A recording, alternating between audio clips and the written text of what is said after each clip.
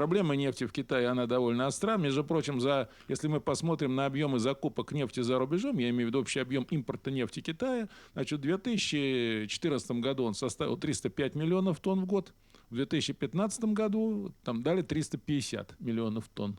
Это за импорт. При добыче Китая где-то 210-215 миллионов тонн в год. То есть Китай импортирует сегодня там до 70% всего потребления нефти. Вот как надо оценивать вот этот показатель по нефти сегодня?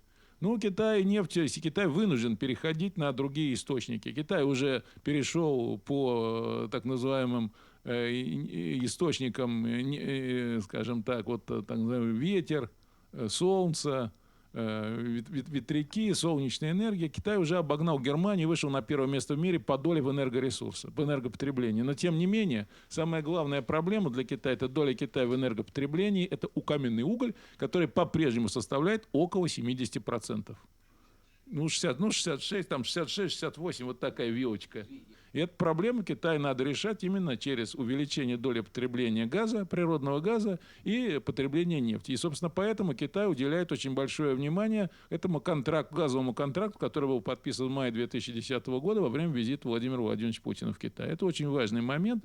Ну и вот тут уже как раз зависит от наш поворот на восток, в значительной степени зависит от того, будем ли мы, насколько быстро можем обеспечить возможность Китая в поставках газа. И нефти тоже. Но нефть мы поставляем пока, но цены на нефть, как вы понимаете, снижаются.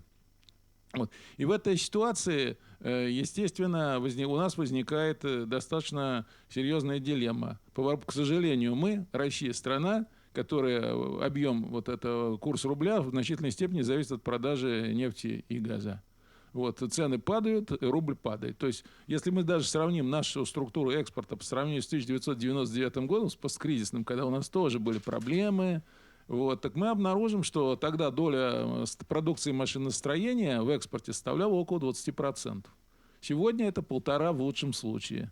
Вот, то есть здесь надо нам явно менять структуру экспорта, потому что не может страна, Россия, которая может практически производить все, зависеть, как Саудовская Аравия, от нефти. Россия, по сути дела, сейчас тоже мы пошли по пути Саудовской Аравии. Вот, и рассчитывать на то, что китайский рынок закроет все наши проблемы, ну, я считаю, так нельзя. Это мы непонятно куда придем.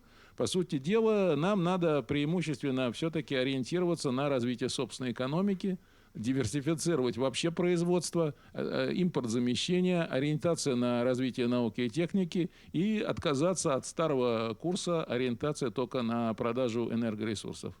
Вот. И в том числе и в отношениях с Китаем.